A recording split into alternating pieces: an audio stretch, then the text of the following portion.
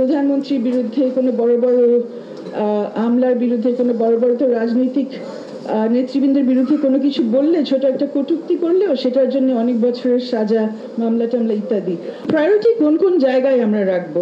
অবশ্যই নির্বাচন প্রক্রিয়া নিয়ে, বিচারিক প্রক্রিয়া নিয়েও লাগবে, কারণ আমাদের বিচার ব্যবস্থাকে একটু ঠিকঠাক করা, আমি বলবো না পুরা ঢেলে সাজানো, আই রিয়েলি ডোন্ট, আমার বিশ্বাস মানে আমার একেবারে এই ব্যাপারে বিশ্বাস নেই যে সবকিছু আমরা মাটিতে ফেলে দিব, সবকিছু ধ্বংস করব, আবার কয়েক মাসের মধ্যে সবকিছু ঠিক করব, এটা বোধহয় সম্ভব না। আর আমাদের ইতিহাসও বলে যে এটা সম্ভব না। সেই জন্য টুকটাক যা যা চেঞ্জেস করে আমরা এগোতে পারি, সেই চেঞ্জেসগুলো দরকার। সেটার জন্য বিচার বিভাগের যে সংস্কার নিয়ে যে প্রস্তাবগুলো আসছে সেগুলো দেখতে হবে, পাশাপাশি পুলিশ আর পাশাপাশি অবশ্যই দুর্নীতি দমনের ব্যাপারে যে সংস্কার কার্যক্রম হচ্ছে সেটাও কিন্তু নির্বাচনের জন্য রেলেভেন্ট, সেটা যদি স্বচ্ছভাবে হয়। আর সবচেয়ে গুরুত্বপূর্ণ বিষয় হচ্ছে আমাদের মিডিয়া সংস্কারের ব্যাপার, কারণ আমরা জানি অনেক বছর, শুধু 15 বছর না 20 বছরের আরো বেশি ধরে আমরা দেখেছি মিডিয়া ছাড়া আমাদের আসলে যাওয়ার কোনো জায়গা থাকে না। কোর্টে যাওয়ার আগেও কিন্তু আমরা মিডিয়ার কাছে যাই, একটা বক্তব্য সেখানে যদি আসে সেটা ধরে সেটা থেকে একটা ওপিনিয়ন ফর্ম হয়, সেটার বেসিসে আমরা কোর্টে ডিসকাশন করতে পারি। যে মিডিয়া হচ্ছে আমাদের সবচেয়ে ক্রিটিক্যাল জায়গা এবং এই সময় যেখানে আমাদের কাজ দরকার।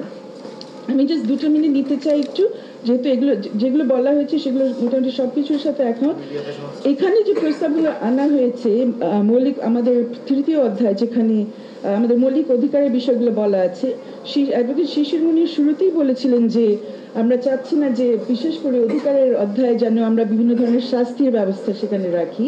বাট পাশাপাশি আই থিঙ্ক আমাদের, যেহেতু আমরা নতুন আঙ্গিকে প্রস্তাবগুলো আনতে চাচ্ছি, আমাদের কোনো অধিকারকে আরো নিশ্চয়ই সীমিত করা উচিত না, বরঞ্চ আরো কিভাবে বড় আকারে ব্যাপক আকারে আমরা দেখতে পারি, কি করে আমরা এক্সপ্যান্ড করতে পারি, সেটা আমাদের দেখা উচিত।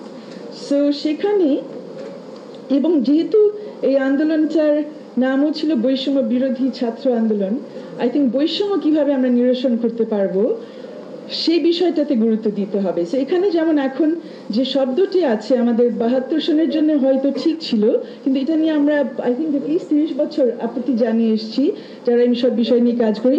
অনগ্রসর গোষ্ঠী I think is a very very disrespectful term, এবং এটা আমাদের ব্যবহার করা উচিত না। আমরা সুবিধা বঞ্চিত প্রান্তিক আরো অনেক কিছু ভাবতে পারি, এবং কারা কারা সুবিধা বঞ্চিত সেটা একটু নির্দিষ্ট করে দিতে পারলে ভালো হয়। একটি বিষয় এখানে থেকে বাদ দেওয়া হচ্ছে, সংবিধানে 72 সংবিধানে গোত্র কথাটা বলা ছিল, মানে কাস্ট বেসড ডিসক্রিমিনেশন, এটা এখানে হয়তো ভুলবশত বাদ দেওয়া হয়েছে, ইচ্ছে করে হয়েছে কিনা জানি না। আর এখানে আমাদের আরেকটি বড় বিষয় ছিল আন্দোলনের সময় এবং অনেক বছর ধরে বাক স্বাধীনতা। এখানে বাক স্বাধীনতার ধারাটা অপরিবর্তিত রাখা হয়েছে। এটা কেন সাংবাদিক বন্ধুরা রেখেছে আমি বুঝতে পারছি না, কারণ এখানে মানহানি হচ্ছে একটা রেস্ট্রিকশন, মানে মানহানির আইন, তারপর আপনার বিচারপতিদের পক্ষে শ্রদ্ধা রেখেই বলছি কন্টেম্পট অফ কোর্ট একটা legitimate restriction on freedom of speech হিসেবে রাখা হয়েছে। আই থিঙ্ক এগুলো থাকা উচিত না। এখানে শুধু এখানে আমার প্রস্তাব হবে যে একটু আপনার আন্তর্জাতিক আইনের দিকে তাকাবেন, সেখানে বাক স্বাধীনতার সংজ্ঞা কিভাবে দেওয়া আছে, এবং সেখানে যে পরিষ্কার করে বলা আছে যে হ্যাঁ বাক স্বাধীনতা অবাধ থাকবে না, কোনো ধরনের বিদ্বেষ ছড়ানো যাবে না, সেই বিষয়টা যদি আমরা নিয়ে আসতে পারি আই থিঙ্ক এটা অনেক ইমপ্রুভ। না এটা নির্দিষ্ট একটু অন্যভাবে বলা আছে, ওকে দেখবো। আর আরো দুটো পয়েন্ট ইমার্জেন্সি পাওয়ার্স নিয়ে, ও না এই ক্ষেত্রে বলি, হ্যাঁ মানহানির বিষয়টা যদি আমরা রেখে দিই, তাহলে আপনার আগে যেটা দেখতেন ডিজিটাল নিরাপত্তা আইন বা আইসিটি আইনে প্রধানমন্ত্রীর বিরুদ্ধে কোনো বড় বড় আমলার বিরুদ্ধে কোনো বড় বড় তো রাজনৈতিক নেতৃবৃন্দের বিরুদ্ধে কোনো কিছু বললে, ছোট একটা কটূক্তি করলেও সেটার জন্য অনেক বছরের সাজা, মামলা টামলা ইত্যাদি।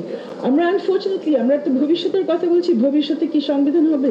এই মুহূর্তে আমরা এখনো দেখছি এই মামলাগুলো, মানহানির মামলাগুলো চলছে। আগে হতো প্রাক্তন প্রধানমন্ত্রী শেখ হাসিনাকে নিয়ে মন্তব্য করলে, বঙ্গবন্ধু নিয়ে মন্তব্য করলে, এখন আমরা দেখছি বেগম খালেদা জিয়াকে নিয়ে মন্তব্য করলে, তারেক জিয়াকে নিয়ে মন্তব্য করলে মানহানির মামলা করছে। কে করছে? ওনারা কিন্তু করছেন না, ওনারা এটা চাইছেন না, তাও বলেছেন। ওনাদের পক্ষ হয়ে অতি উৎসাহী ওনাদের অনুসারীরা তৃতীয় পক্ষ হয়ে মামলা দিচ্ছেন। আনফর্চুনেটলি অ্যাগেন আমাদের বিচারপতিদেরকে শ্রদ্ধা সহকারে আমাদের বিচারকরা এই মামলাগুলো কিন্তু এখন পর্যন্ত নিচ্ছেন, তদন্তে পাঠাচ্ছেন, ঠিক আছে, এবার নিচ্ছেন, এগুলো কেন বন্ধ করা হচ্ছে না সেটা একটা বড় চিন্তার ব্যাপার।